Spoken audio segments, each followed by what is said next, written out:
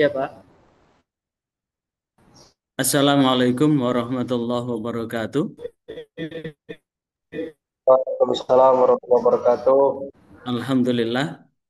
Allahumma sholli wa sallim wa barik ala sayyidina Muhammad wa ala alihi wa ashabihi wa man irtadah amma ba'd. Alhamdulillah pada siang hari ini kita bisa bersemuka, bertatap muka secara semu melalui ruang Zoom ini.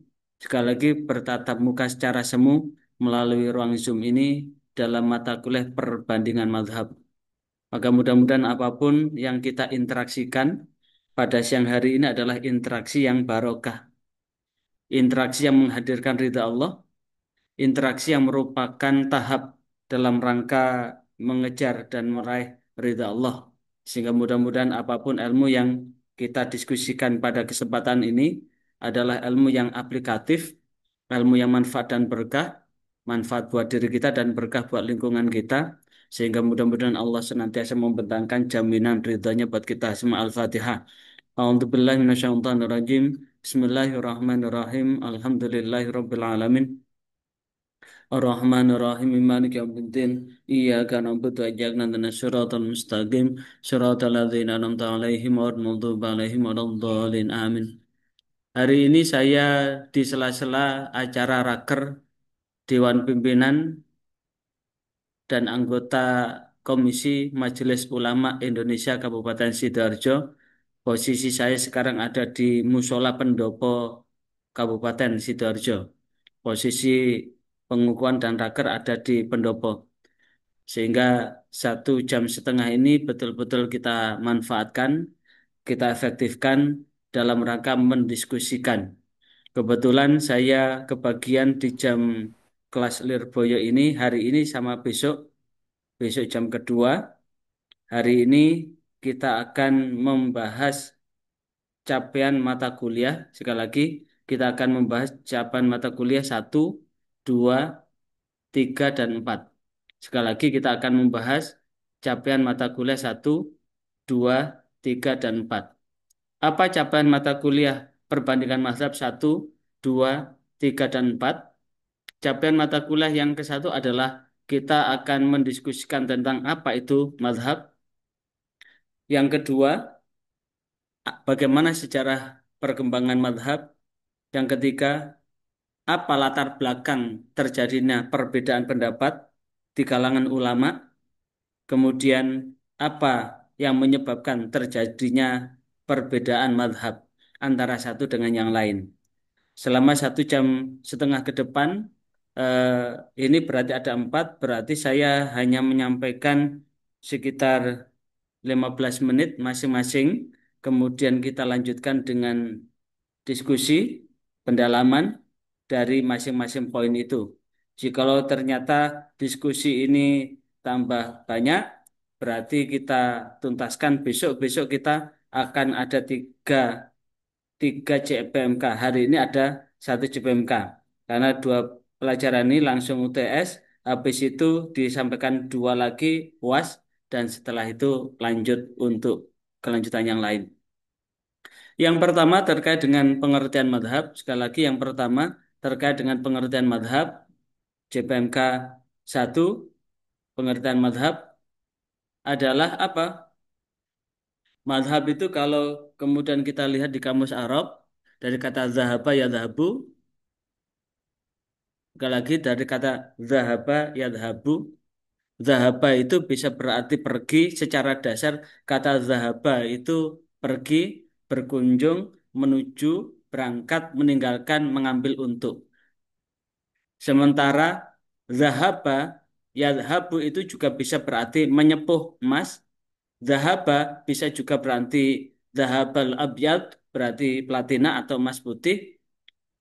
Zahabal khalisah berarti emas murni. Zahaba damuhu bisa menghilangkan darah dan sebagainya. Jadi kalau zahaba itu berarti pergi, maka zahaba itu juga bisa diartikan jalan yang akan dilalui. Jadi kalau ana adhabu berarti saya akan melalui jalan ini menuju ke satu titik. Kalau jika adhabubi berarti saya melalui ini dengan maka ini dapat diartikan bahwa madhab itu adalah satu alat yang digunakan untuk mencapai sesuatu. Alat yang digunakan untuk mencapai sesuatu itu disebut dengan metode. Karena itulah secara bahasa zahaba yadhabu, zahaba yadhabu, zahiban, zahaba yadhabu zahaban, wa zahibun, wa ma madhubun, madhabun, la madhabun, berarti eh, satu instrumen yang akan menjadi satu instrumen yang akan menjadi bagian dalam rangka melalui sesuatu. Maka kemudian kata madhab itu bisa secara bahasa atau secara etimologi bisa berarti jalan yang akan dilalui atau metode. Sementara itu madhab secara terminologi, secara istilah ada tiga. Yang pertama adalah metode.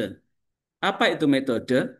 Jalan, pikiran, atau metode yang dibentuk melalui pemikiran dan penelitian oleh seorang imam mujtahid untuk menetapkan hukum.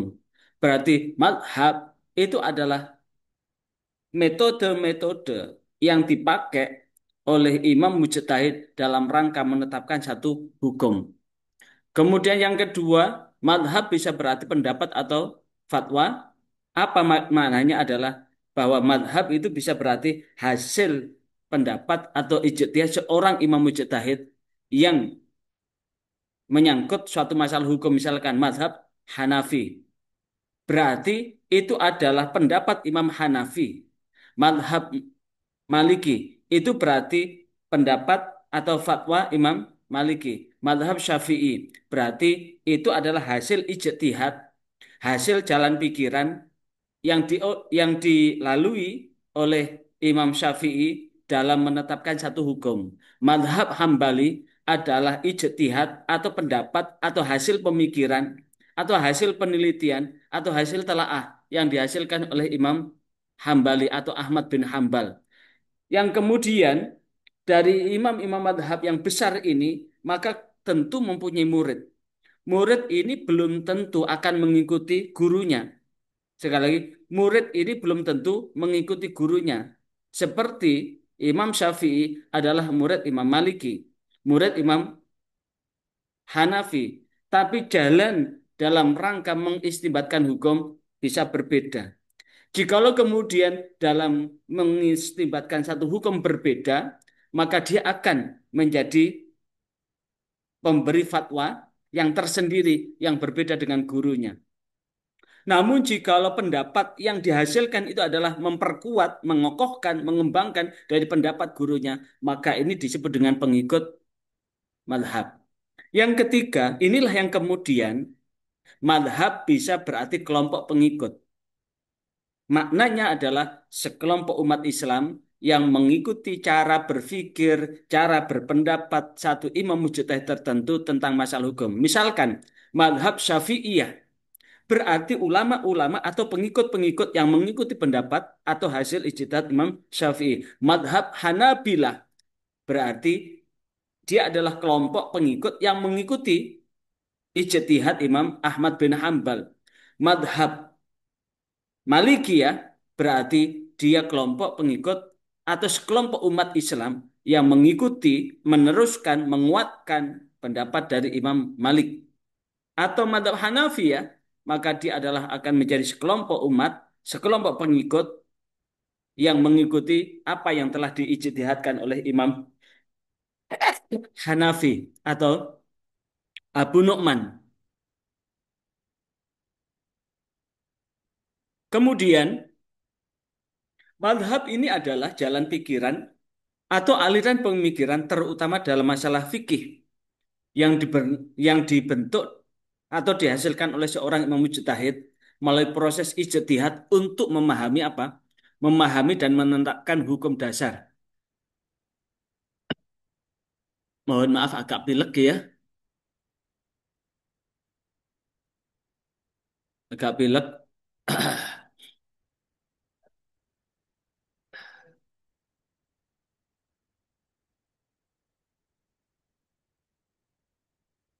Saya ulangi lagi. Madhab adalah jalan pikiran atau aliran pemikiran terutama dalam masalah hukum fikih atau fiqhiyah yang dibentuk oleh seorang imam mujtahid melalui proses ijtihad dalam memahami dan menetapkan hukum berdasarkan Al-Quran dan hadis. Istilah ini juga dapat merujuk pada sekelompok umat Islam yang mengikuti metodologi atau cara-cara mengistimbatkan hukum atau mengikuti pendapat dari imam tertentu. Contoh, Indonesia ini mayoritas ada madhab Syafi'i. Berarti mayoritas umat Islam di Indonesia ini mengikuti pendapat dari Imam Syafi'i. Taruhlah India, Pakistan adalah pengikut madhab Hanafi. Berarti sekelompok ini mengikuti metodologi dalam mengistimbatkan hukum atau mengambil hasil dari apa yang difatwakan atau yang dihasilkan oleh Imam Hanafi. Taruhlah di Arab Saudi ini mengikuti madhab Hambali dan madhab Maliki, berarti umat Islam, sekelompok umat Islam yang ada di Arab Saudi ini mayoritas mengikuti pendapat atau hasil fatwa atau hasil ijtihad dari Imam Malik dan Imam Ahmad bin Hambal. Maka hal seperti ini terdapat madhab utama dalam Islam Sunni seperti Hanafi atau Abu Nu'man, Maliki, Malik bin Anas, Syafi'i, Muhammad bin Idris Asy-Syafi'i, Hambali, Ahmad bin Hambal yang memiliki pendekatan dengan penekanan dalam menginterpretasikan atau menafsirkan hukum yang dalam tolok ukur yang berbeda. Ini terkait dengan pengertian madhab. Sekarang yang kedua adalah sejarah. Sejarah perkembangan madhab fikih. Bagaimana sejarah perkembangan madhab fikih?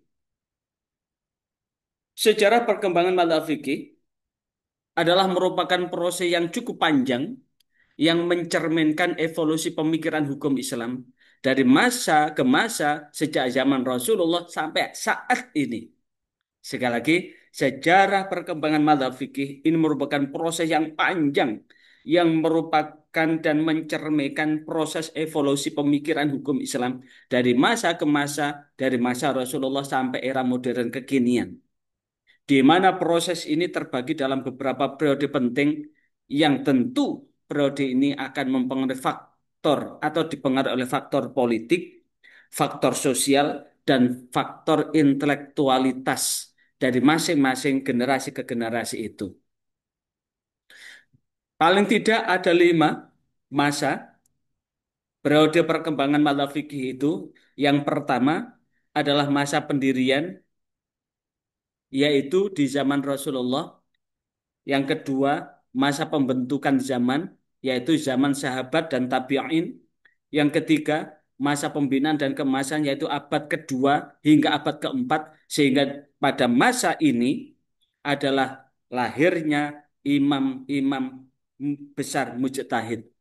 Dan di abad kedua hingga abad keempat ini lahirlah madhab Hanafi, madhab Maliki, madhab Syafi'i, dan madhab Hambali. Dan yang keempat adalah masa konsolidasi dan penyebaran abad kelima dan seterusnya. Apa yang dihasilkan oleh imam madhab ini menyebar ke seluruh permukaan bumi ini. Kalau mazhab Maliki ini menyebar di daerah Timur Tengah, Arab, Saudi dan sekitarnya. Mazhab Hambali itu menyebar di Iran, Irak, Arab Saudi.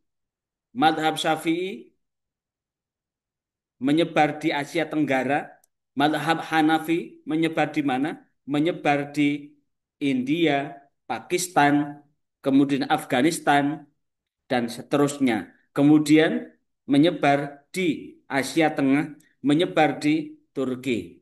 Nah, ini yang kemudian akan menyebar, terjadi konsolidasi dan penyebaran pada abad kelima dan seterusnya. Dan yang terakhir adalah masa modern, masa kekinian yang mau tidak mau ketika mengistimbatkan hukum itu akan berinteraksi ada irisan dengan teknologi yang ada kekinian. Sehingga apa yang difatwakan pada saat zaman pembentukan, zaman pembinaan atau keemasan, zaman konsolidasi, maka tentu ada beberapa hal yang perlu ada titik koreksi penting yang perlu kita kaji lebih dalam. Nah, inilah yang kemudian akan kita uraikan satu persatu. Saya share ya. Saya sekali lagi akan saya share screen. Saya bagikan.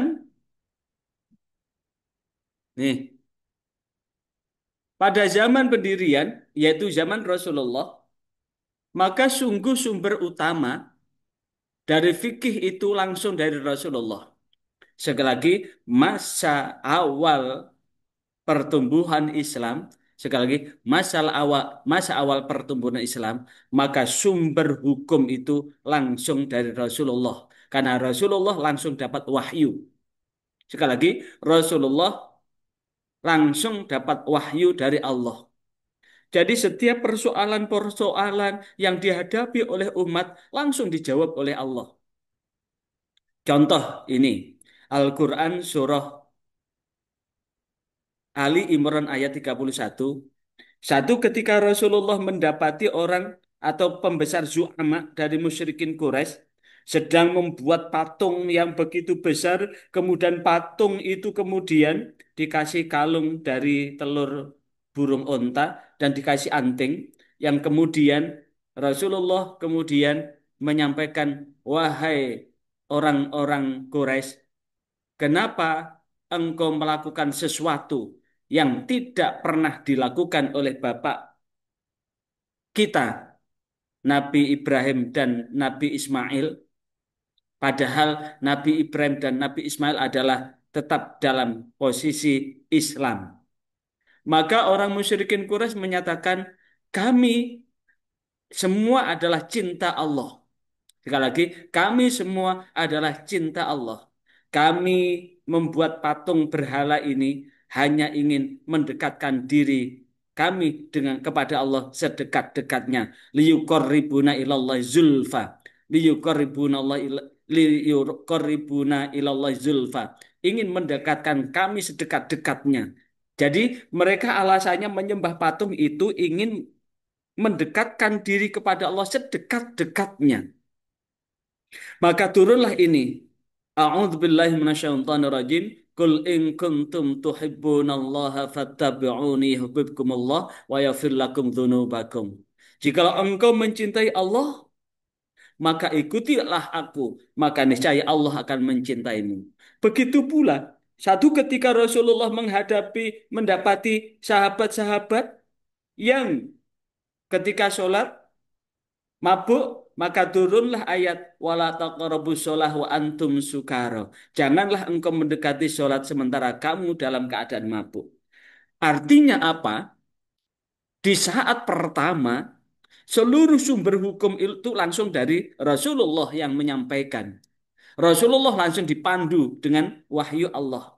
Baik wahyu Allah yang diturunkan melalui malaikat Jibril maupun wahyu Allah langsung menghujam di dalam diri Rasulullah atau yang lain, sehingga wahyu Allah bisa berupa Al-Quran, wahyu Allah bisa berupa hadis qudsi. Hadis qudsi itu adalah redaksinya dari Rasulullah, namun intinya dari Allah atau dari sunnah Rasulullah sendiri, dari hasil apa yang dilakukan oleh Rasulullah, apa yang ada di dalam Al-Quran dilakukan oleh Rasulullah, apa yang Allah perintahkan dilakukan oleh Rasulullah, apa yang diajarkan oleh Nabi, Malaikat Jibril dilakukan oleh Rasulullah berupa af'alun Nabi, apa-apa yang dilakukan oleh Nabi. Atau apa yang distatemenkan oleh Nabi, yang diucapkan oleh Nabi, atau apa-apa yang diikrarkan oleh Nabi, maka sumber hukum utama saat itu adalah dalam diri Rasulullah sendiri.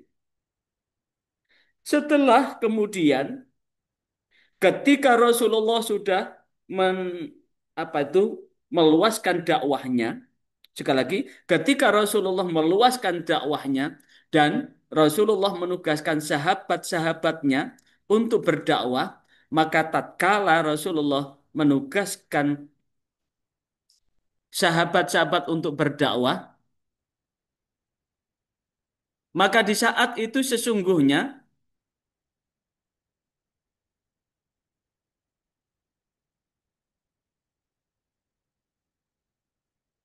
saat Rasulullah menyebarkan dakwahnya, ternyata apa yang terjadi dalam diri Rasulullah saat itu terpisah dari sahabat, terpisah dari sahabat. Lah, di antaranya zaman Rasulullah ada, Rasulullah menugaskan siapa? Salah satu sahabat Rasulullah untuk ke Yaman. Untuk apa? Untuk dakwah. Maka ditanya, jikalau engkau dihadapkan pada satu masalah hukum, apa yang kau tentukan untuk menggali hukum itu? Maka sahabat ini menjawab, aku akan mengambil hukum dari aku akan mengambil hukum dari Al-Quran. Jikalau engkau tidak menemukan Al-Quran, engkau akan mengambil hukum dari mana? Maka jawabannya, aku akan mengambil hukum dari sunnahmu. Jikalau engkau tidak menemukan di keduanya, maka jawaban terakhir adalah fabirokyi. Maka aku akan berijtihad. Dan apa yang dilakukan oleh sahabat ini dibenarkan oleh Rasulullah. Maka ada ijtihad para sahabat Nabi. Tentu ketika berijtihad tidak bertentangan dengan Al-Quran dan hadis. Sehingga jika ada permasalahan baru yang belum dijelaskan dalam Al-Quran maupun dalam sunnah Rasul, maka para sahabat akan berijtihad untuk mencari solusi. Namun jika terjadi perselisihan pendapat, Rasulullah akan bertindak sebagai penengah. Satu ketika ada sahabat apa? Ada sahabat yang sumpah serapah kepada istrinya, kan kemudian dengan sumpah serapahnya itu menyatakan, aku tidak akan menggaulimu satu hin. Maka inilah yang kemudian ada perbedaan dari empat sahabat yang ditanya dari yang berbeda. Maka ketika mereka mendapatkan jawaban yang berbeda, dia datang kepada Rasulullah. Maka Rasulullah suruh memilih.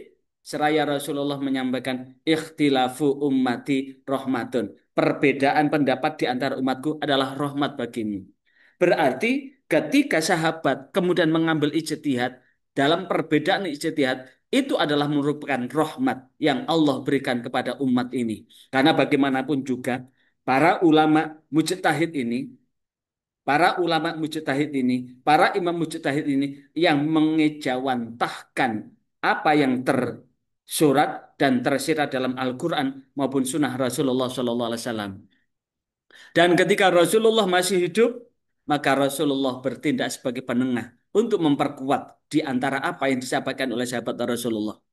Yang kedua di masa pembentukan yaitu masa sahabat itu sendiri dan muridnya sahabat, di mana setelah Rasulullah wafat, Islam ini menyebar ke berbagai wilayah dengan budaya yang berbeda, di mana para sahabat dan tabi ini dikirim ke berbagai daerah untuk mengajarkan Islam dan menghasilkan beragam pendekatan dalam pembahasan hukum.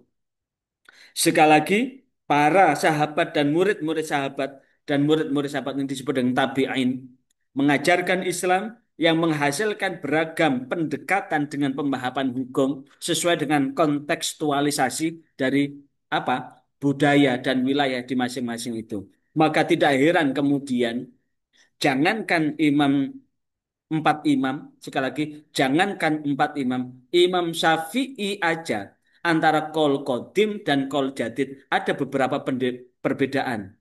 Di mana kol kodim itu saat Imam Syafi'i berada di Irak, kol jadid saat Imam Syafi'i itu berada di Mesir. Ketika memutuskan satu hukum di Irak dan ketika memutuskan satu hukum di Mesir, ini ada perbedaannya, ada perbedaan. Lah, kenapa? Ternyata kontekstualisasi topografi dan geografi ini pun akan mempengaruhi fatwa. sekali lagi akan mempengaruhi produk dari hukum yang dihasilkan. Di mana letak perbedaan? Perbedaan. Jadi ada beragam pendekatan. Di mana letak perbedaannya? Ahli hadis di wilayah Hijaz, apa wilayah Hijaz?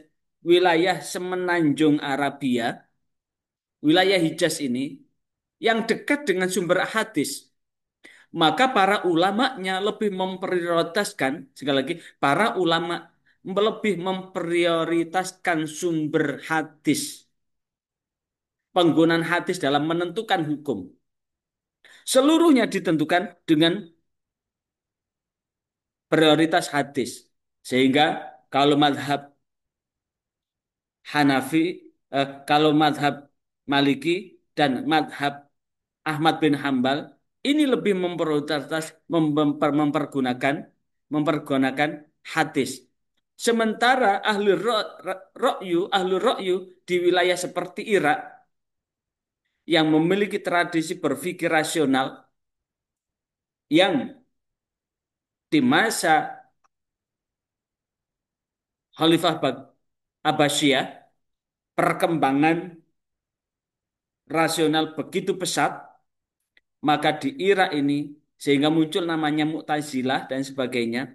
Maka ulama Sunni yang ada di sana pun Imam Hanafi, Abu Nu'man Asad bin Sabit, Abu Nu'man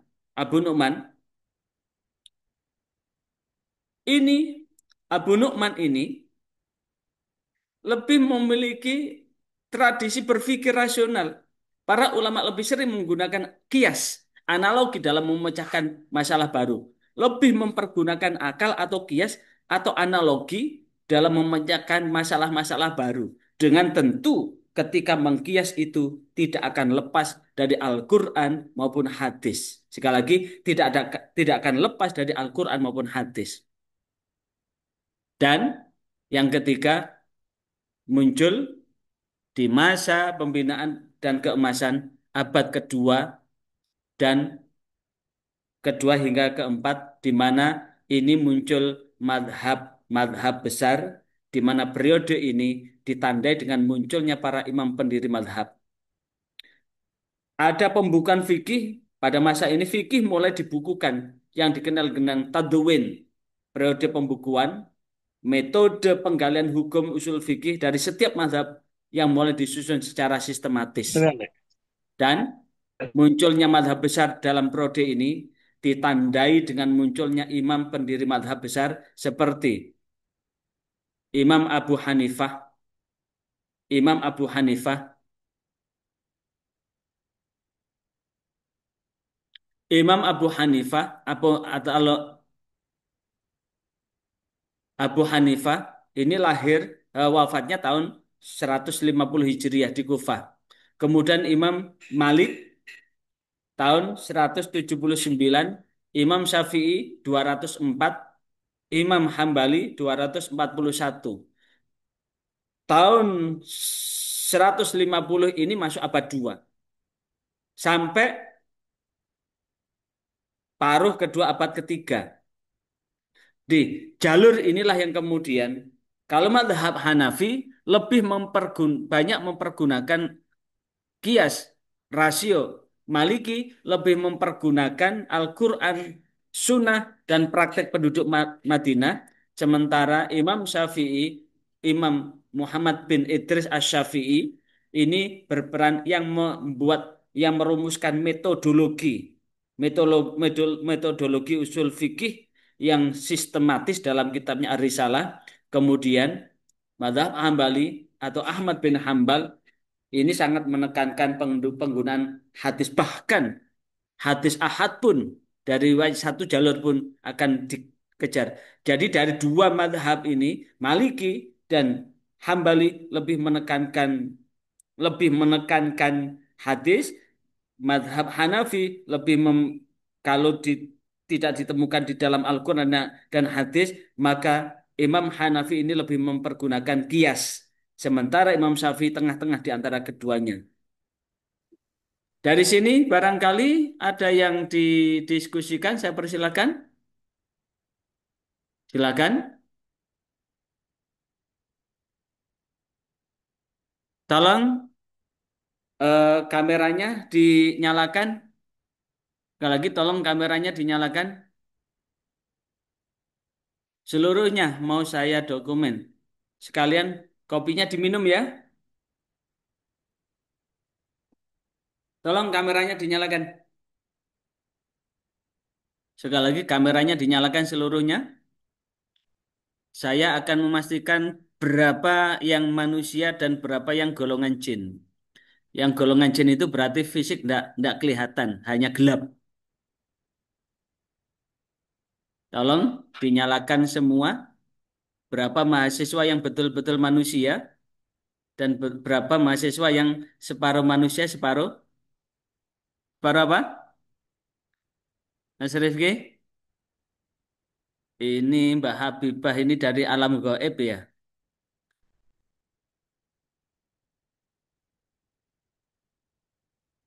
Mbak Fariha.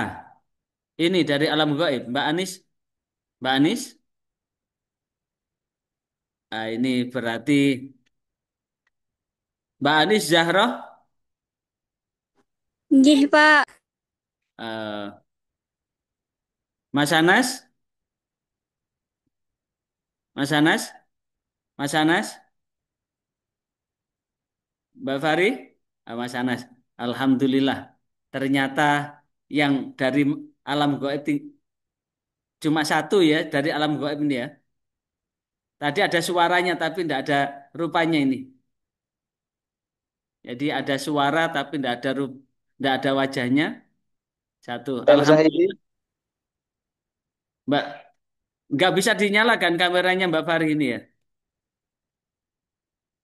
Mbak Fari, kameranya nggak bisa dinyalakan. Ada yang bisa, ada yang ditanyakan, didiskusikan, silahkan. Lanjut ya. Kita lanjut ya. Halo? Nggih, Bapak. Oke, kita lanjut. ya, Pak. Baik, saya share screen lagi ya. Kita lanjut pada pada materi pada ini yang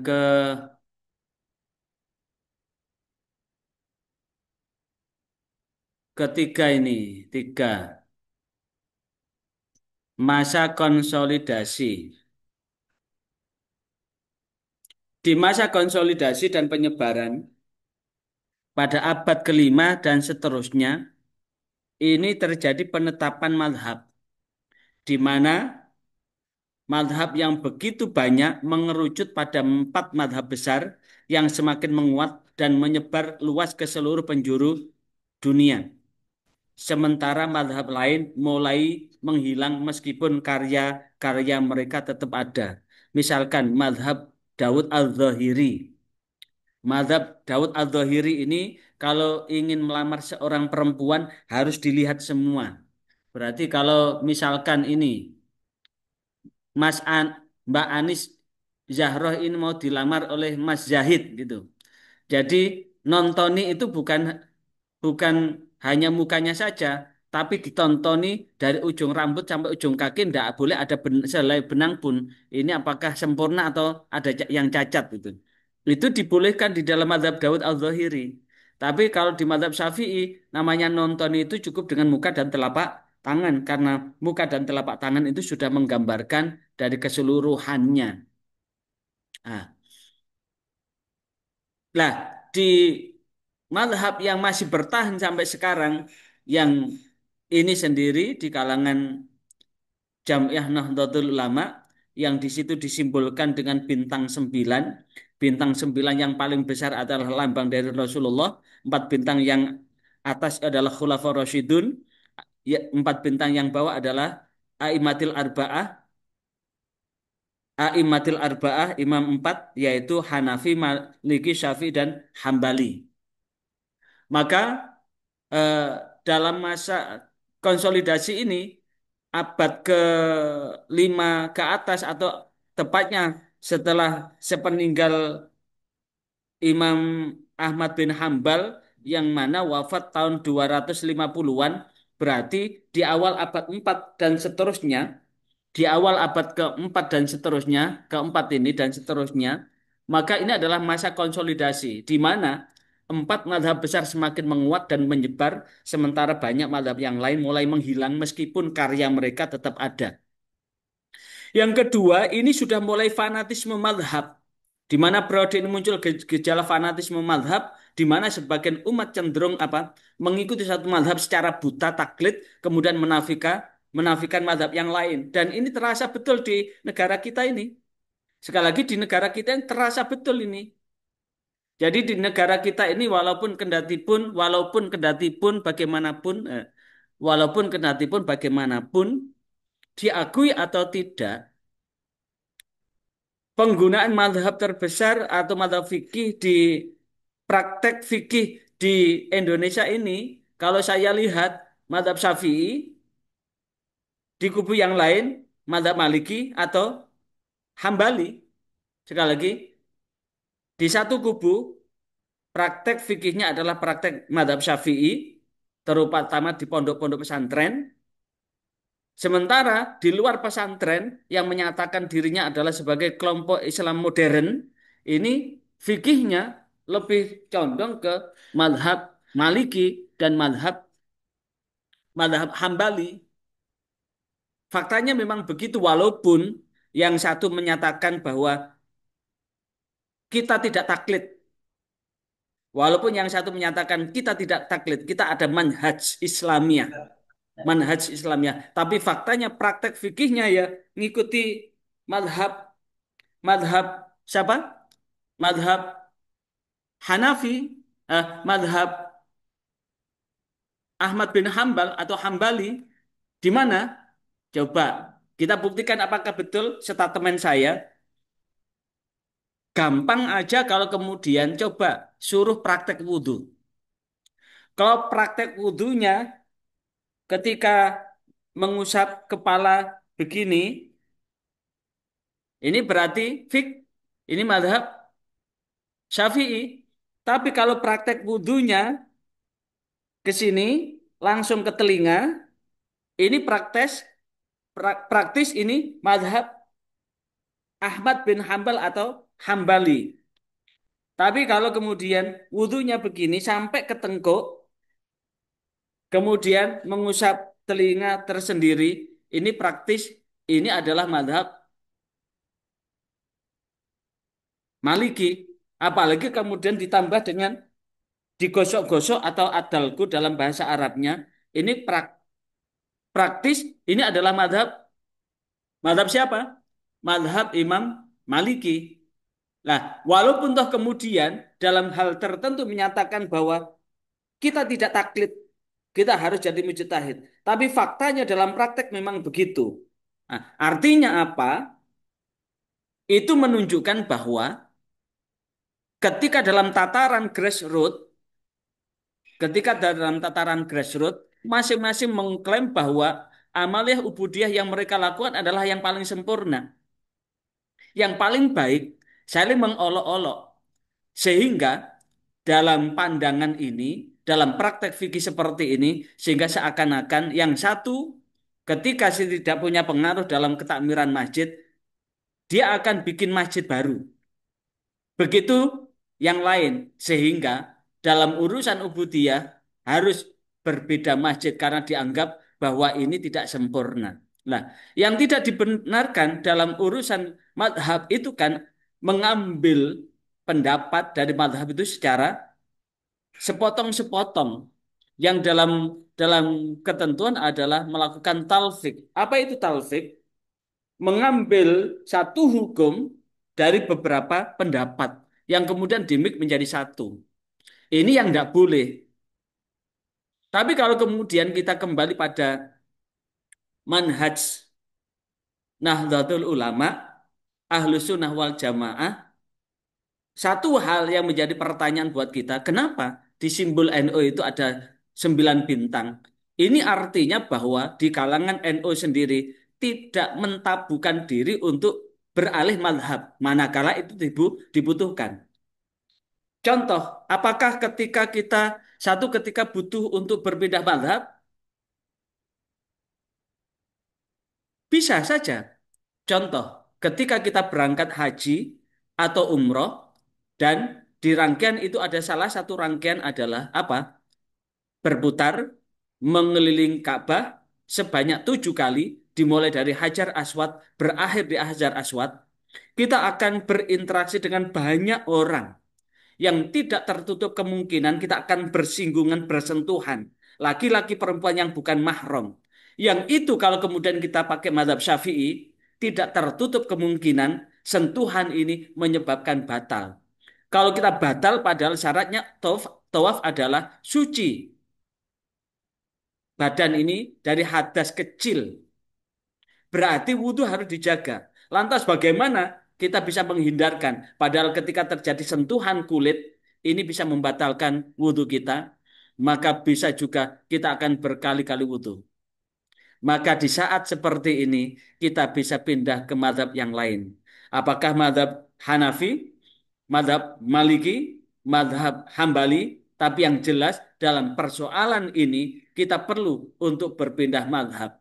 Tapi ketika berpindah mazhab bukan hanya batalnya saja, tapi syaratnya, rukunnya, tata caranya, batalnya, dan sebagainya. Satu paket mengikuti mazhab selain Syafi'i. Inilah yang disebut dengan mengambil satu hukum secara global, bukan secara terpisah. Misalkan wudhunya Imam Syafi'i, tapi batalnya mengikut mazhab yang rusak itu. Karena masing-masing punya apa? Punya sistematika, punya paket yang berbeda.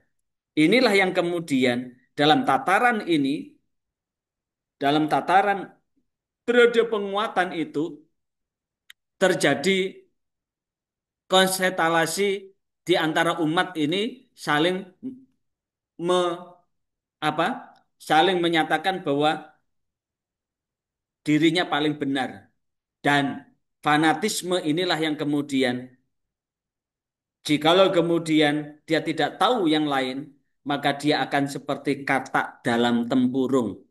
Merasa paling benar, merasa paling hebat, justru ini yang akan merusak persatuan dan kesatuan umat Islam itu sendiri.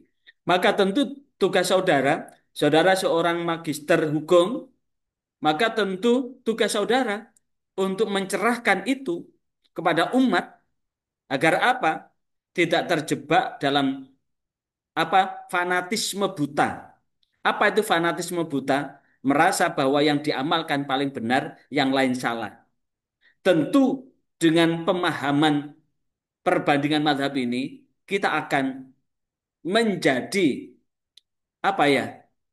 Menjadi umat yang betul-betul umatan wasaton, umat yang moderat, yang kemudian memahamkan dengan berbagai macam tafsir yang berbeda itu. Karena bagaimanapun juga tafsir itu juga bisa juga bersifat subjektif dari masing-masing itu. Kemudian dalam tahap konsolidasi ini ada tertutupnya pintu ijtihad. Ada pandangan yang menyatakan bahwa pintu ijtihad telah tertutup yang mengakibatkan stagnasi pengembangan. Maka tentu dalam periode ini ada penafian-penafian kesempatan untuk berijtihad. Bukan. Lah, di satu sisi bahwa pintu ijtihad itu tertutup, tapi sisi yang lain pintu ijtihad itu terbuka. Maka kita ambil jalan tengah, betul bahwa pintu ijtihad itu terbuka, tapi syarat untuk berijtihad itu butuh syarat yang cukup banyak. Jikalau kemudian walaupun saat ini ada ulama yang sekali berimam Syafi'i, Imam Hanafi, Imam Maliki, Imam Hambali, maka pintu ijtihad itu tetap terbuka. Tapi kalau kemudian menyatakan bahwa pintu ijtihad itu terbuka dan akan berijtihad sendiri, tapi faktanya mengikuti imam mujtahid yang telah ada itu namanya bukan berijtihad, tapi itu berittiba. Apa itu ittiba? Mengikuti pendapat imam itu sehingga dengan mengikuti itu bukan mengikuti secara buta, tapi mengikuti sudah tahu dasar-dasarnya, dari mana dalil-dalilnya, dan dari mana cara mengistimbatkannya. Jadi kalau istimbat itu ternyata, menggali hukum itu ternyata berdasarkan dari metodologi yang dihasilkan oleh Imam Madzhab Arba'ah itu, Madzhabil Arba'ah itu, maka tentu bukan mujtahid, tapi muttabi. Karena bawaannya mujtahid adalah muttabi.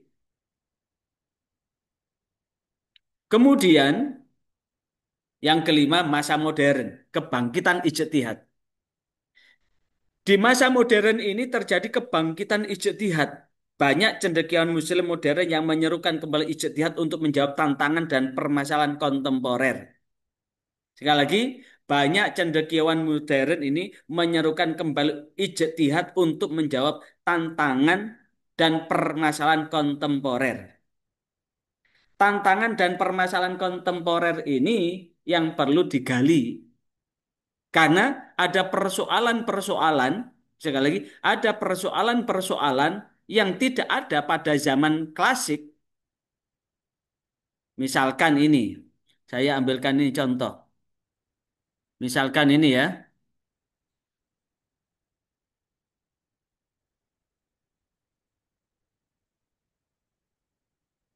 misalkan,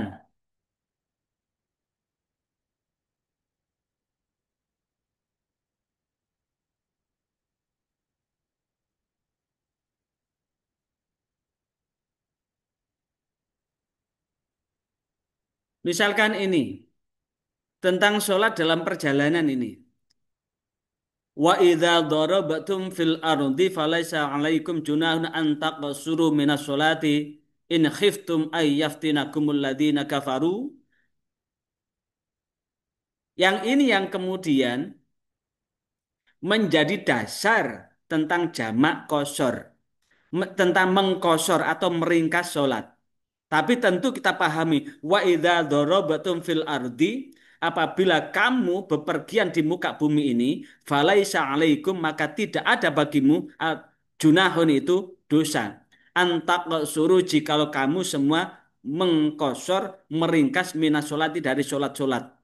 In khiftum, ingat ilatnya, in khiftum ayyaftinakum. In khiftum, jikalau kamu semua takut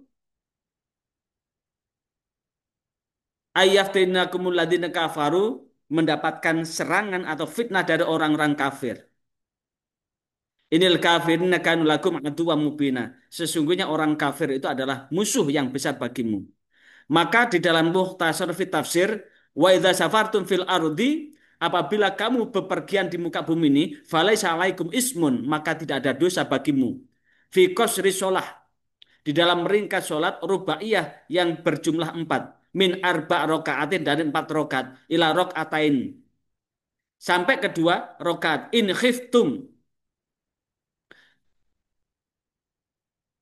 khiftum ayyal haqqakum makruhun minal kafirin. Jikalau kamu takut bertemu dari orang-orang kafir, in adawatal kafirin lakum adu wah zahirah bainah bayinah, dan permusuhan dengan orang kafir dengan permusuhan yang sangat nyata yang di situ menimbulkan mandorot yang besar, menimbulkan mandorot yang besar. Dari ini sendiri, sekali lagi, dari ini sendiri umat Islam, sekali lagi, dari ini sendiri umat Islam itu berbeda-beda di dalam rangka menerjemahkan tentang mengkosor sholat, meringkas sholat. Tapi ingat, in khiftum ayyaftinakumul ladzina kafaru, bepergian itu tidak ada dosa jikalau meringkas menjadi 2, jikalau kamu takut diserang oleh orang kafir. Diserang oleh orang kafir berarti posisinya memang dalam ancaman. Makanya kemudian ditangkap oleh Imam Mujtahid dalam masyaqqat. Maka ukuran masyaqqat coba dibuka di dalam kitab Fathul Mu'in. Kitab Fathul Mu'in bab jamak kosor. Tentu di situ jamak kosor yang dibolehkan mengkosor adalah perjalanan yaum walailah, yauman yaum walailah. Satu hari satu malam. Sehingga muncul masafatul qasri. Masafatul qasri 83,6. Muncul muncul masafatul qasri 83 kilo itu adalah kata masafatul qasri 83 itu adalah ukuran perjalanan sehari semalam di mana masafatul qasri 83 itu adalah perjalanan yang berada di padang pasir. Sekali lagi, perjalanan yang ada di padang pasir, perjalanan di Irak yang mencari masjid susah, mencari air susah, mencari tempat sholat susah, di situasi panas yang menyengat, yang kemudian memungkinkan orang untuk dehidrasi. Inilah yang kemudian kadang-kadang dalam dalam persoalan kekinian, sekali lagi, dalam persoalan kekinian, orang kemudian melihat dengan ukuran 83 kilometer. Tapi 83 kilometer dalam konteks yang berbeda, konteks 83 kilometer dengan sehari semalam itu adalah perjalanan di padang pasir dengan memakai onta atau kuda. Tentu inilah yang kemudian menjadikan ilat yang berbeda ketika dikondisikan dengan konteks kekinian. Sekali lagi, ini tentu akan berbeda jikalau dikondisikan dengan konteks kekinian. Konteks kekinian apa? Konteks kekinian ini adalah konteks di mana eranya sudah beda dan inilah yang kemudian menginginkan ada fikih Nusantara. Masih ingat beberapa saat kemarin di PBNU menyusun fikih Nusantara, fikih yang memang berbeda, sekali lagi, fikih Nusantara, fikih yang memang berbeda dengan fikih yang ada di Timur Tengah, dengan alam geografis Timur Tengah, dengan alam geografis yang ada di Indonesia. Maka termasuk ini, saudara, selaku cendekiawan Muslim, selaku calon magister yang ada di Indonesia ini, akan tentu berbeda, saudara, dalam menyikapi tentang kebolehan menjamak dan mengkosor. Jikalau manakala kita mempergunakan apa? Mempergunakan pesawat perjalanan dari Surabaya ke Jakarta yang pakai pesawat hanya butuh 1 jam. Kita berangkat dari Surabaya jam 10 sampai di Jakarta jam 11, hanya 1 jam. Yang kemudian menggunakan masafatul qasri 83 dengan fikih yang dirumuskan dalam perjalanan yang menggunakan onta atau kuda. Maka inilah yang kemudian perlu apa? Mengambil istimbat hukum dengan persoalan yang bersifat kontemporer kekinian. Masih banyak persoalan-persoalan yang lain yang perlu diterjemahkan. Itu yang pertama. Yang kedua perlu studi komparatif sehingga lahirnya studi perbandingan madhab yang mukoran, fikih mukoran untuk mengambil manfaat dari beragam metodologi yang ada. Sehingga bukan hanya sekedar, bukan hanya sekedar apa, mengambil, menjiplak, plek begitu, tapi paling tidak tahu alasan. Dari kekinian modern tahu alasan.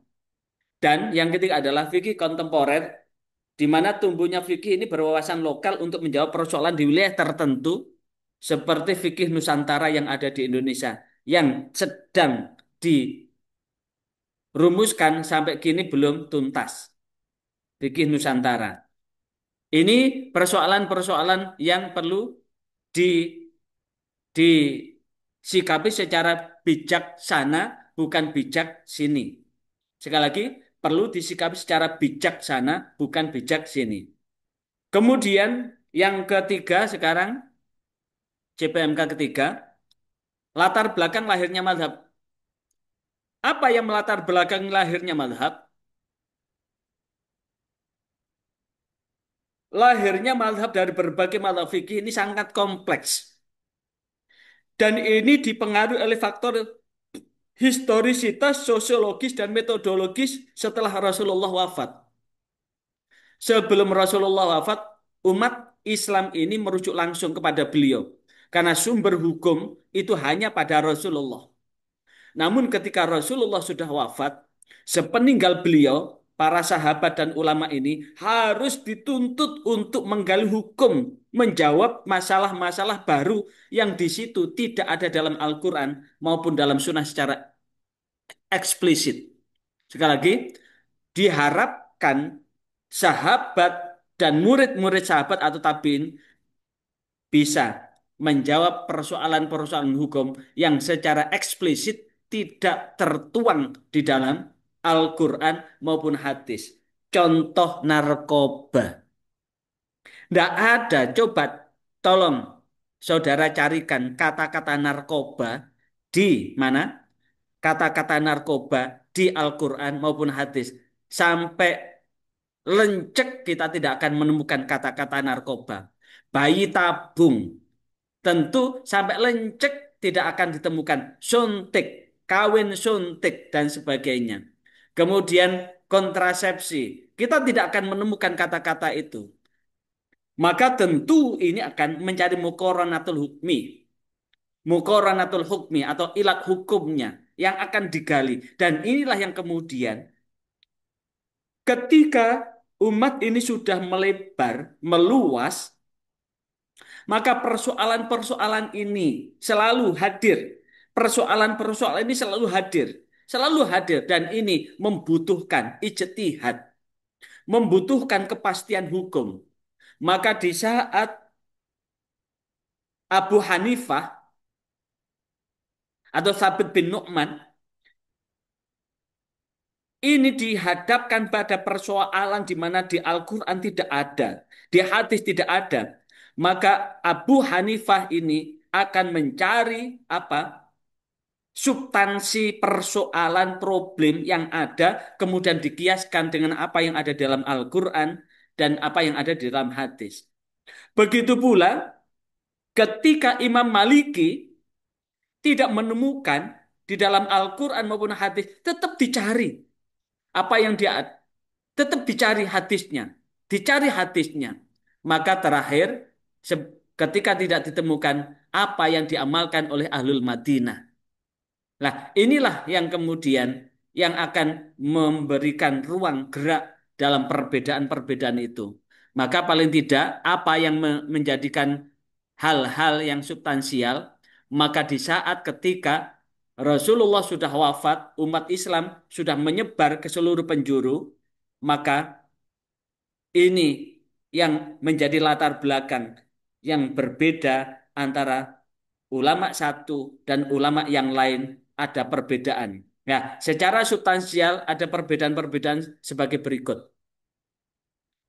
Faktor-faktor yang menyebabkan atau faktor utama yang melatar belakangi munculnya madzhab fikih dari keseluruhan itu yang pertama adalah semakin luas kekuasaan Islam, di mana umat Islam ini bertemu dari masyarakat dari berbagai budaya, tradisi yang berbeda, sehingga menimbulkan banyak persoalan baru yang dalam kehidupan sehari-hari belum pernah terjadi pada zaman Rasulullah. Hingga para ulama setiap wilayah itu dituntut untuk menemukan solusi hukum. Yang kedua, perbedaan pemahaman terhadap dalil, pemahaman lafaz teks, nas, kualitas validitas, hadis, metodologi dalam menganalogkan dan cara menentukan ilat ini juga beda. Jangankan ketika tidak disebutkan. Ingat perbedaan antara Umar bin Khattab dan Abdullah bin Umar tentang salah satu guru, yang satu guru itu berarti menstruasi, yang satu menyatakan guru itu adalah suci. Dan ini ternyata antara bapak dan anak pun berbeda. Termasuk ada lagi berkaitan dengan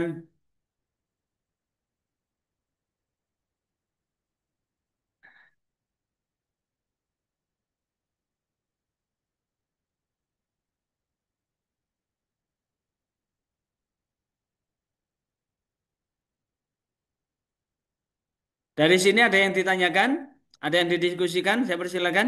Kita masih ada waktu 20 29 menit. Lanjut ya.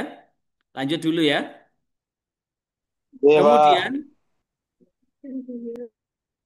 Yang ketiga ada perbedaan riwayat hadis.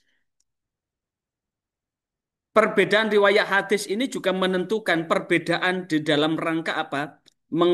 Mengambil satu istinbat hukum. Yang kemarin apa ya? Lupa. Antara Abdullah bin Abbas dengan Abdullah bin Mas'ud. Maris baru saya bahas kemarin. Antara Abdullah bin Abbas dan Abdullah bin Mas'ud. Ya, nanti ingat. It- itu berbeda itu. Tentang apa ya kemarin itu ya? Lupa saya. Kemudian yang keempat ada perbedaan lingkungan dan budaya. Perbedaan lingkungan dan budaya ini akan menyertai contoh yang paling faktual adalah antara kol kodim dan kol jadid. Itu ada perbedaan tentang sentuhan laki-laki dan perempuan. Di kol kodim dan kol jadid itu ada perbedaan. Di mana di satu sisi Imam Syafi'i pernah berpendapat bahwa sentuhan laki-laki dan perempuan tanpa halangan apapun antara laki-laki dan perempuan yang disentuh tidak batal, yang batal justru yang menyentuh. Tapi di kaul Imam Syafi'i yang lain, yang membatalkan adalah ada persentuhan, berarti dua-duanya apakah disentuh atau menyentuh, maka sentuhan itu sama-sama batalnya. Padahal itu dari satu imam mujtahid. Karena konteks lingkungan dan budaya berbeda, ternyata menghasilkan, sekali lagi, ternyata menghasilkan pendapat dan berbeda, hasil ijtihad yang berbeda. Yang kelima adalah pengaruh politik dan dukungan penguasa. Ini nampak jelas.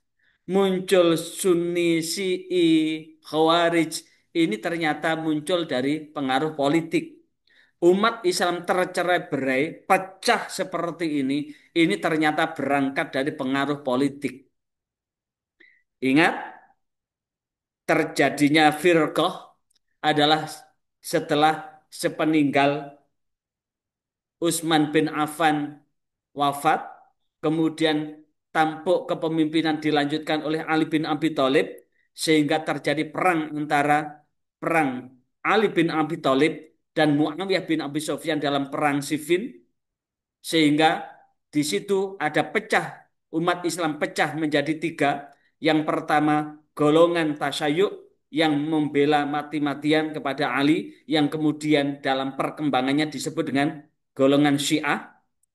Yang kedua, golongan yang menyatakan bahwa antara Muawiyah dan Ali sama-sama salah, sehingga mereka keluar daripadanya, sehingga muncul golongan Khawarij. Dan golongan ketiga adalah golongan yang tidak memihak kedua-duanya, yang ini diikuti oleh jumhur ulama yang disebut dengan golongan Sunni, sehingga pengaruhnya sampai sekarang antara Khawarij, Syiah, dan Sunni sampai sekarang. Dari apa itu? Itu ternyata berdasarkan pengaruh politik. Kemudian saat dinasti Abbasiyah berjaya, ada namanya aliran Mu'tazilah dengan fikih Mu'tazilah. Dan kemudian inilah yang kemudian yang mengandalkan akal pikiran semata sampai melampaui batas kuasa manusia itu sendiri. Lah, itu dari apa? Dari pengaruh politik dan dukungan penguasa.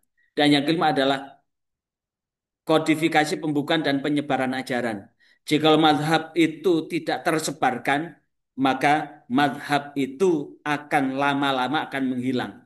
Tapi mazhab itu akan semakin menguat jika murid-muridnya terus mengembangkan dan meneruskan dari apa yang ada. Inilah yang kemudian melahirkan kemunculan mazhab fikih itu.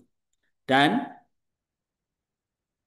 kondisi sosial adat istiadat di setiap wilayah ini ternyata menjadi pusat perkembangan Islam yang mempengaruhi pendekatan para imam mujtahid dalam berijtihad. Contoh, madhab Maliki yang pusatnya ada di Madinah, di mana Imam Malik atau Malik bin Anas cenderung mengutamakan tradisi yang hidup di tengah-tengah Ahlul Madinah.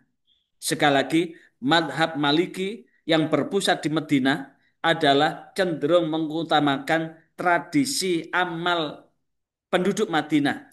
Karena Imam Malik ini meyakini bahwa apa yang dilakukan oleh penduduk Madinah ini telah diwarisi dari sahabat-sahabat Rasulullah saat Rasulullah tinggal di Madinah. Ini berbeda dengan Hanafi yang berkembang di Irak, di mana Imam Abu Hanifah banyak menggunakan akal fikiran dan kias karena hadis yang sampai ke wilayah ini tidak banyak dan tidak sebanyak di Madinah. Sehingga dengan keterbatasan hadis yang sahih, dengan keterbatasan hadis yang terpercaya, di mana beliau berijtihad, maka beliau lebih mengandalkan hadis-hadis yang sahih, hadis-hadis yang tidak bertentangan dengan Al-Quran dan didukung dengan Al-Quran yang kemudian beliau mengambil apa? Mengambil substansi dari dalil itu untuk diambil kias. Menggunakan akal pikiran bukan akal pikiran yang secara bebas, tapi menggunakan akal pikiran itu adalah dengan mengkolaborasi dan mengelaborasi substansi hukmiyah yang ada di dalam Al-Quran maupun di dalam hadis Nabi. Itu kemudian yang terakhir, apa yang menyebabkan terjadinya perbedaan pendapat di antara imam mazhab? Sebab-sebab terjadinya perbedaan ternyata para mazhab ini bersumber dari beragam faktor, terutama dalam memahami dan menafsirkan dalil syarak yang ada dalam Al-Quran maupun hadis, di mana perbedaan ini merupakan hal yang wajar, yang mencerminkan khazanah intelektualitas dalam tradisi fikih Islam. Perbedaan-perbedaan itu yang paling utama ada perbedaan dalam memahami nas, baik itu Al-Quran maupun hadis, perbedaan dalam usul fikih atau metodologi ijtihad, perbedaan dalam periwayatan hadis, perbedaan dalam konteks sosial dan geografis, perbedaan tentang persepsi ilat atau alasan untuk mengambil istinbat hukum, dan di antara perbedaan memahami teks itu diantaranya memahami makna mustarok, lafal Al-Quran maupun hadis yang memiliki arti lebih dari satu, contoh kuruk Al-Baqarah ayat 228. Di satu sisi memahami bahwa guru itu suci, tapi sisi yang lain memahami bahwa guru itu haid. Maka tentu menghitung waktu salah satu guru ini akan berbeda. Tapi ini diambil jalan tengah dalam kompilasi hukum Islam. Salah satu guru itu adalah langsung 130 hari. Masa iddah itu adalah 130 hari. Kemudian dalam memahami lafadz am dan khos, di mana perbedaan dalam menentukan apakah satu lafadz itu am, berlaku mutlak atau memiliki pengecualian secara khos atau sebaliknya, ini satu imam mujtahid satu dengan yang lain berbeda. Yang ketiga, memahami tentang ayat nasikh dan mansukh, ayat yang menghapus dan yang dihapus. Ini perbedaan pandang mengenai apakah satu ayat atau hadis ini telah batal atau digantikan oleh ayat atau hadis dengan yang datang kemudian. Ini di antara imam ini juga ada perbedaan. Sehingga ketika menetapkan hukum pun hasilnya pun berbeda. Kemudian dalam perbedaan usul fikih, metodologi, prioritas dalil setiap mazhab memiliki metodologi dan urutan prioritas yang berbeda dalam menggunakan dalil. Misalkan, sebagian mazhab lebih mengutamakan hadis yang diriwayatkan oleh satu jalur perawi, yaitu hadis ahad, yaitu siapa? Ahmad bin Hambal atau mazhab Hambali. Sementara yang lain berhati-hati dalam mengutamakan dalil lain, seperti Imam Hanafi. Ini hati-hati betul dalam memilih dalil. Ini pun hasilnya pun dari hasil ijtihadnya pun berbeda. Kemudian keabsahan hadis. Tentu keabsahan hadis ini para imam mazhab memiliki kriteria yang berbeda dalam menilai keabsahan atau validitas sebuah hadis. Apakah ini termasuk sahih, hasan, dhaif? Ini akan ada perbedaan. Ini menurut imam ini sahih, tapi menurut ini tidak sahih dan sebagainya. Inilah yang kemudian perspektif yang berbeda. Yang ketiga adalah adanya analogi atau kias. Sebagian mazhab memberikan bobot yang berbeda terhadap penggunaan kias dalam mengambil kesimpulan hukum. Antara Imam Hanafi lebih dari Al-Quran, hadis, kemudian kias. Tapi Imam Malik ternyata kias bukan urutan yang agak ke belakang. Karena Al-Quran, hadis, yang ketiga ini adalah amal Ahlul Madinah. Nah, tentu ketika berbeda dalam mengambil kias, substansi kias ini akan menghasilkan hukum yang berbeda. Kemudian perbedaan dalam periwayatan hadis. Ada beberapa, ada dua, paling tidak ketersediaan hadis. Seorang imam mujtahid mungkin tidak menerima hadis tertentu karena belum sampai kepadanya. Atau karena ini meragukan jalur periwayatan atau otentisitas sanatnya. Tapi imam ini mengambil karena tahu atau ada beberapa hadis yang menguatkan. Misalkan, ketika seseorang mendapatkan satu hadis doif, hanya satu hadis itu, maka ini dapat dikatakan doif. Tapi ketika seseorang menemukan hadis doif, dikuatkan dengan hadis yang dengan matan yang tidak jauh berbeda, maka martabat doif ini bisa naik ke hasan.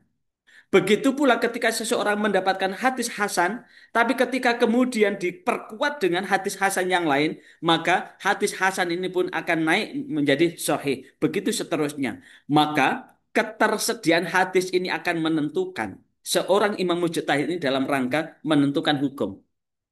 Kemudian adanya perbedaan pemahaman hadis meskipun menerima hadis yang sama, di mana para ulama memiliki penafsiran yang berbeda terhadap makna. Contoh, perbedaan tentang menyentuh lawan jenis. Sekali lagi, perbedaan tentang menyentuh lawan jenis yang dapat membatalkan wudhu. Didasarkan pada penafsiran hadis yang berbeda. Contoh ini. Contoh ini. Mudah-mudahan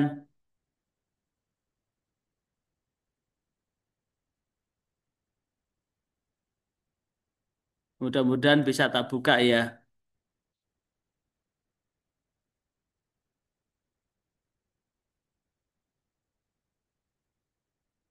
Ini. Contoh ini.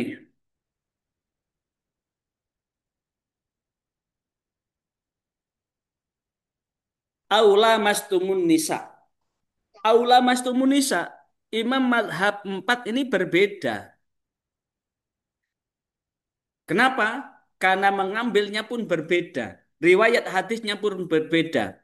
Au lamastum nisa fakur lamastum waqtalafal mufassirun wal a'immatu fi makna dzalik.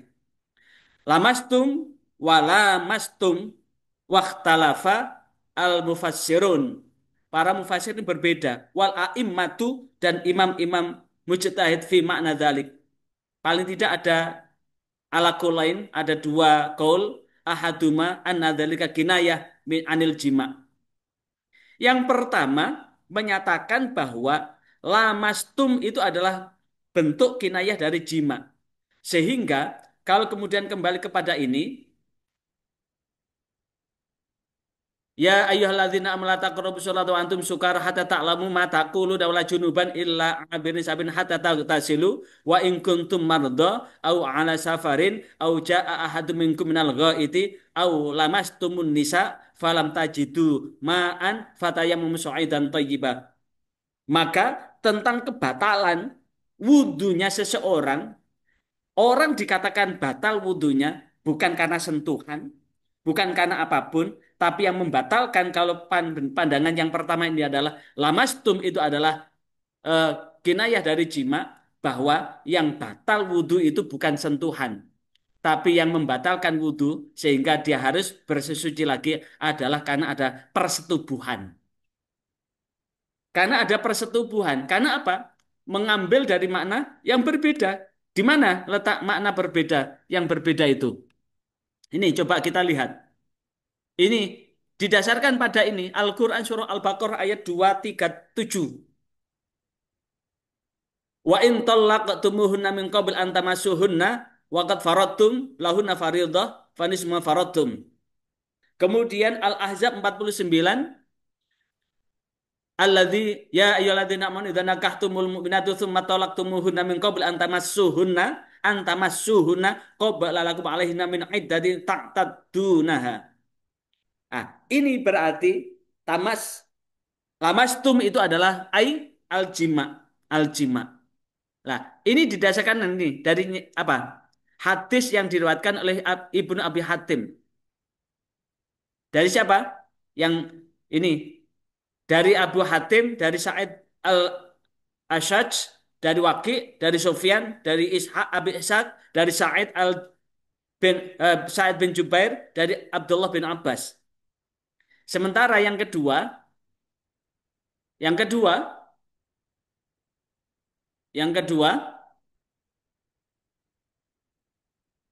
ini jadi dari Abdullah bin Abbas, lamastum itu jima. Jadi termasuk Abdullah bin Abbas sendiri menerjemahkan bahwa aula mastum munisa lamastum itu adalah jima. Tapi berbeda dengan Abdullah bin Mas'ud ini. Waqat rawahu min turuqil muta'addidah an ibnil Mas'ud dari Ani bin Mas'ud bimithli waruya min hadisi A'mas an Ibrahim an Abi Ubaidah an Abdullah bin Mas'ud al-qiblatu minal mas wa fiha wudu. Al-qiblatu minal mas, al-qiblatu minal mas. Al-qiblatu utawi ngambung iku minal mas termasuk menyentuh. Wa fiha mongko kublah iku mewajibkan al-wudu-wudu. Berarti mencium, ada suami mencium kening istri itu masuk al-massu sehingga dia harus wudhu. Karena apa? Karena dia batal wudhunya. Nah, apakah al-qublah itu berupa sentuhan atau al-qublah itu ada syahwat? Inilah yang kemudian tiga madhab sekali lagi yang memakai dasar bahwa eh, lamastum sekali lagi yang memakai bahwa lamastum itu adalah jima hanya satu, Imam Hanafi dan pengikut-pengikutnya. Tapi kalau kemudian lamastum itu bukan jima, tapi al-mashu, maka dari tiga madhab ini berbeda. Imam Syafi'i adalah sentuhan. Imam Maliki karena ada nikmat.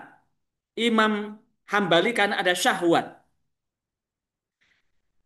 Kalau Imam Maliki dan Imam Hambali ketika seorang suami mencium kening istrinya tidak ada syahwat, tidak batal. Tapi kalau menurut Imam Syafi'i, syahwat tidak syahwat, ada sentuhan hidung ke kening istrinya, maka batal. Al-qublatu minal mas. Mencium itu termasuk menyentuh.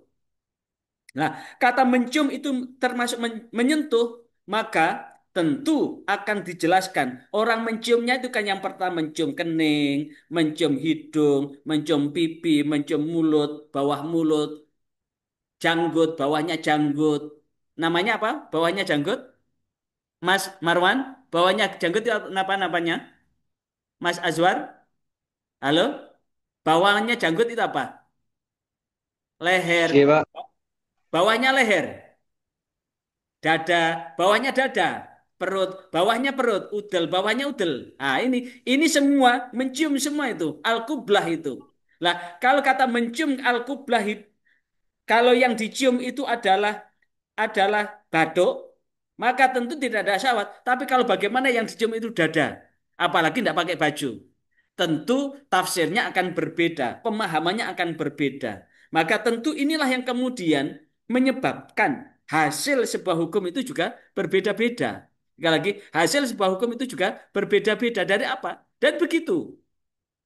Itulah yang kemudian persoalan-persoalan yang tentang pemahaman hadis. Meskipun penerima hadis itu sama, maka para ulama juga memiliki pemikiran, penafsiran yang berbeda terhadap makna itu. Itu adalah contoh sehingga terjadi perbedaan pendapat apakah menyentuh lawan jenis itu batal wudhu atau tidak. Maka tentu itu akan berdasarkan tafsir hadis yang berbeda. Nah, ini tadi kan tafsir hadisnya berbeda kan? Coba yang pertama tadi dari Abdullah bin Abbas, yang dari Abdullah bin Abbas itu adalah kinayatun minal jima. Tapi kalau dari Abdullah bin Mas'ud adalah al-qiblatu minal mas wa fihal wudu. Wa qala hadatsani Yunus akhbarna Ibnu Wahbin akhbarni Ubaidillah bin Umar an-Nafi an-Nabnal Umar kana yatawaddu min qiblatil mar'ah, bahwa Nafi ini menyaksikan bahwa Ibnu Umar ambil wudhu ketika dia mencium istrinya. Wayaro fi hal wudhu, dan terlihat dia melakukan wudhu. Wayakuluhya minal minal mas, termasuk itu dari al-mas, al-lamsu, al-limas. Dari Abdullah lagi, Antorik an Abdullah kala alamsu madunal jima. Alamsu madunal jima. Alamsu itu tidak termasuk jima. Nah, inilah yang kemudian menghasilkan hasil yang berbeda. Nah, ketika dalam urusan al-mashu itu berbeda, maka tentu yang dipahami bagaimana tata cara wudhunya, bagaimana syarat rukunnya, ini juga harus sepaket. Bukan dari pendapat ini saja. Kemudian ini An Ahmad bin Hambal ini. Ini yang dipakai dasar oleh Imam Ahmad bin Hambal ini. An Ahmad bin Hambal rahimahumullah qala nasiru hadhil maqalah qad quri'a fi hadhil ayah la mastum wala mastum walamsu yutlaku fi syar'i alal hassi bil yadi. Al has alal jasi bil yadi berarti memegang dengan tangan. Sekali lagi, la mastum walam mastum walam su yutlaku fisyar'i, diwujudkan dalam syarat alal jasil alal jasibil yad, bahwa memegang dengan tangan. Berarti kalau sentuhan begini tidak batal. Tapi kalau memegang dengan tangan lep begitu sehingga menimbulkan syahwat. Makanya lah ketika pegangan ini misalkan walaupun ini pakai sarung tangan berpegangan dengan tangan sehingga kemudian timbul syahwat, maka ini bisa batal. Bisa batal. Wayu telaku filogah alal jasibil yadi. Dan dinyatakan dalam bahasa alal jasibil yadi adalah memegang dengan tangan. Kamayu telaku alal jima, seperti dinyatakan dalam jima. Kalau syair alam almas alam almas tu kafa kafahu atlubul gina dan seterusnya. Ini terkait dengan itu. Kemudian lanjut, kita lanjut ya. Kurang 6 menit ya. Ternyata gak cukup ya, kebanyakan. Yang keempat, perbedaan konteks sosial geografis. Ternyata adat istiadat tradisi lokal dari para mazhab terkadang memasukkan pertimbangan adat dan tradisi. Makanya kadang ada al-urf. Al-urf, adat istiadat ini ternyata menjadi pertimbangan di dalam menetapkan sebuah hukum, karena hal ini akan mempengaruhi tafsir syara yang ada. Perbedaan lingkungan, situasi, kondisi seorang mujtahid di mana hidup itu juga mempengaruhi bagaimana merumuskan fatwa. Dan ini membuat fatwa dapat berubah seiring dengan perubahan zaman dan kondisi itu.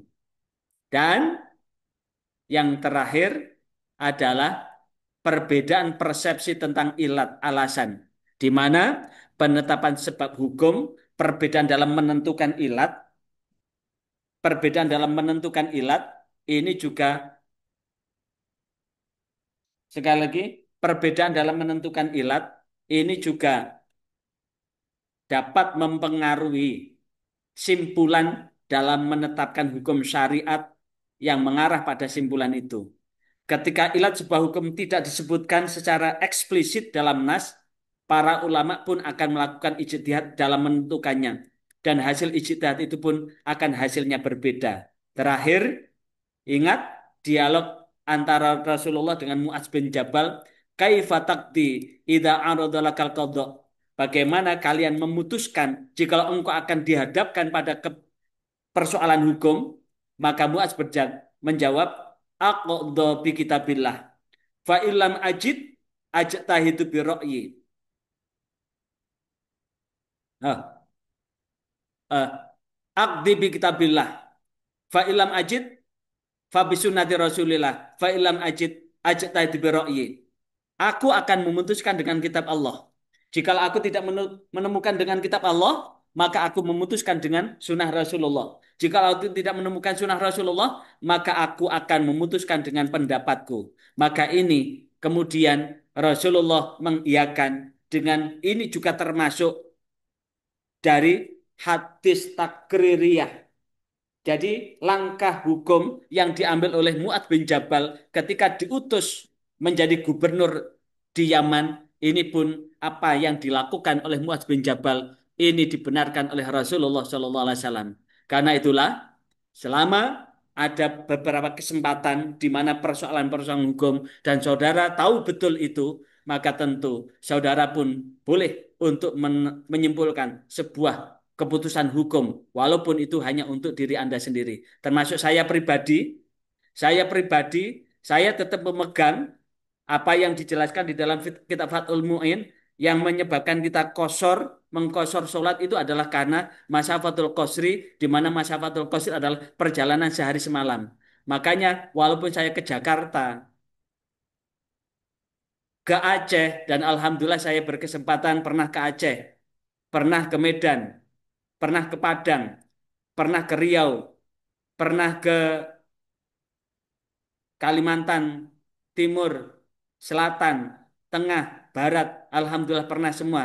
Ke NTB, ke Maluku, ke Ternate, ke Papua, saya mengambil langkah sendiri kendati pun teman-teman banyak yang menjamak kosor. Saya selalu menjadikan bahwa ibadah saya sebagai tanda syukur saya atas nikmat yang telah Allah berikan. Saya jarang untuk mengambil jamak kosor kecuali ketika dalam perjalanan yang harus melewati beberapa waktu.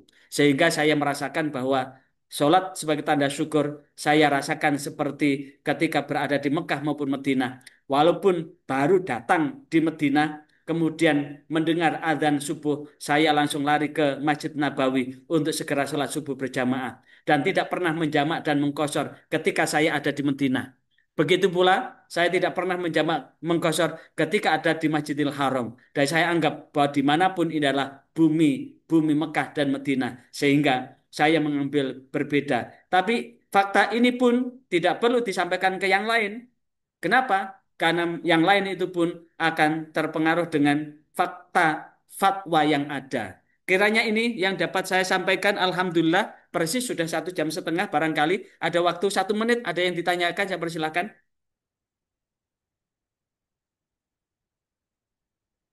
Silakan ada ditanyakan. Tolong baik. Ini untuk memastikan masih masih melek atau sudah tidur. Tolong dinyalakan semua. Kameranya tolong dinyalakan. Saya Melek hitung Pak, 3 kali. melek. Tolong dinyalakan kameranya.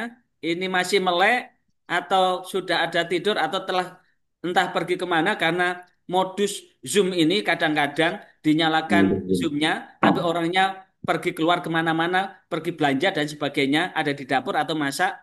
Kalau Ulinuha, saudara Ulinuha ini Marwan. ternyata pergi ke kota ini. Mas Wendy,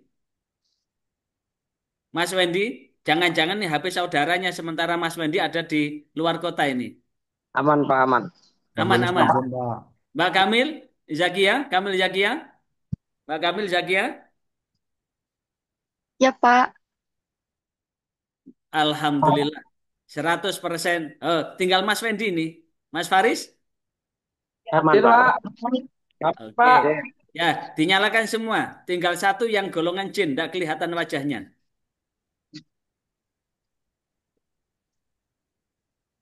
Arsi. Alhamdulillah 100% yang ikut kuliah hari ini adalah manusia semua. Tidak ada yang dari golongan jin. Dan saya ucapkan terima kasih. Barangkali ada kurang dan hilaf. Sampai ketemu besok ya. Besok jam setengah 10. Kita lanjutkan CPMK ke 5, 6, dan Iya, 7. Pak. Bila perlu, saudara punya problem-problem, saya sampaikan besok kita akan bahas ini. Sekali lagi, kita akan bahas CPMK ke ini, Iya. ke 7, 8, 9. Kita akan CPMK ke